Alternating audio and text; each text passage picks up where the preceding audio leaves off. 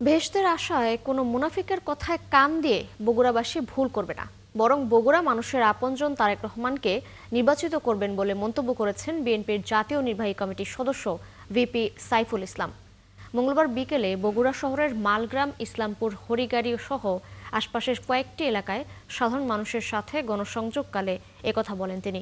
এ সময় তিনি তারেক রহমানের পক্ষে ভোট প্রার্থনা করেন। সেই সাথে বিএনপি ঘোষিত ৩১ দফা কর্মসূচির লিফলেট বিতরণ করেন। ভিপি সাইফুল ইসলাম আরও বলেন, কেউ যেন আপনাদের কাছে এসে ভুল না বোঝায়, সে বিষয়ে সতর্ক থাকতে হবে। তাদের সেই ভুলে পা দিবেন না। নিজেদের চাল চুলোরও কোনো খবর নেই, অথচ অন্যকে বেহেশতে নিয়ে যেতে চাচ্ছেন, এই ধরনের কথা শুনবেন না। যারা মুনাফিক তাদের প্রতারণায় ভোটারদের পা না দেওয়ারও আহ্বান জানান তিনি। বলেন আপনি ইয়েকে ভোট দিবেন, তারপরে বলে যে এখানে তো কোরআন শরীফ রাখা আছে, আপনি কিন্তু কোরআন শরীফ শপথ করেছেন। এই যে মুনাফিকি কাজগুলো যারা করে, এই প্রতারণার ফাঁদে আপনারা পা দিবেন না। আপনারা সকলেই বিএনপির মানুষ, বিএনপির পক্ষে থাকবেন।